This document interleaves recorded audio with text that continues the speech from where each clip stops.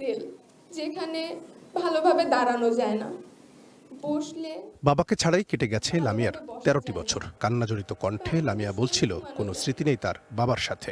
2013 সালে রাজধানীর শাহিনবাগ থেকে গুমের শিকার হওয়া স্বেচ্ছাসেবক দলের নেতা কাউসার হোসেনের কন্যা লামিয়া এখন কৈশোরে পা দিয়েছে। নির্যাতনের শিকার ব্যক্তিদের সমর্থনে আন্তর্জাতিক দিবস উপলক্ষে সকালে মায়ের ডাকের আয়োজনে রাজধানীর কৃষিবিদ ইনস্টিটিউশনে লামিয়ার মতো অনেকেই দুঃসহ স্মৃতির কথা তুলে ধরেন। এক সংসদ সদস্যের সাথে তারা 3 জন দেখা করার জন্য আজকে 1.5 মাস যাবৎ ঘুরে বেড়াচ্ছে, তার দেখা করার জন্য, কথা বলার জন্য সময় পাচ্ছে না, তখন কিন্তু কষ্ট লাগে।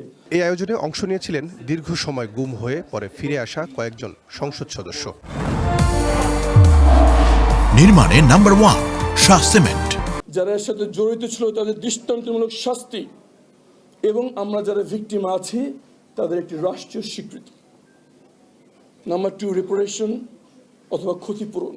তারা যেন অর্থনৈতিকভাবে আরেকজনের কাছে মুখাপেক্ষি না হতে হয়, এতটুকু দায়িত্ব কি সরকার নিতে পারে না? আমরা কেউ হয়তো সংসদ সদস্য হয়েছি, হয়তো এটা পেয়েছি, কিছু পেয়েছি, কিন্তু আমরা যা হারিয়েছি সেটার কোনো বিনিময় হয় না, সেটার কোনো রিপ্লেসমেন্ট হয় না।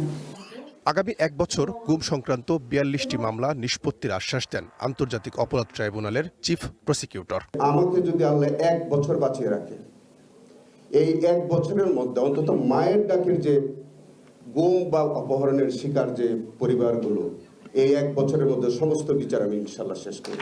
গুম হওয়া ব্যক্তিদের নিয়ে দেশে কোনো রাজনীতি জাতি দেখতে চায় না জানিয়ে গুম প্রতিরোধের লড়াইয়ে শেষ পর্যন্ত পাশে থাকার আশ্বাস দেন বিএনপি মহাসচিব। বিরোধী মত দমনে বিগত সরকারের মতো বর্তমান সরকারের মধ্যে কোনো আচরণ দেখা গেলে তা সমন্বিতভাবে প্রতিরোধেরও আহ্বান জানান তিনি। এটা একটা হিউম্যানিটির বিরুদ্ধে একটা ক্রাইম, মানবতার বিরুদ্ধে একটা অপরাধ। প্রকাশ্যে এদের বিচার হওয়া উচিত, শাস্তি হওয়া উচিত। আতঙ্কের কথা, যদি আবার সেই ধরনের কোনো আচরণ দেখা যায়, আমাদেরকে সমবেতভাবে তার প্রতিরোধ করতে হবে। এ সময় চলতি বাজেট থেকেই গুমের শিকার পরিবারগুলোকে ভাতার আওতায় আনার কথা জানান বিএনপি মহাসচিব। যদি মুক্তিযোদ্ধাদের ভাতা দেওয়া হয়, জুলাই যোদ্ধাদের ভাতা দেওয়া হয়, তাহলে গুম হয়ে পরিবারগুলোকে কেন ভাতা দেওয়া হবে? অবশ্যই ভাতা দিতে হবে এবং সেটা আমরা এই বাজেটেই তার প্রভিশন রাখার ব্যবস্থা করবো ইনশাআল্লাহ। রহিম রুমন, ওয়ান নিউজ, ঢাকা।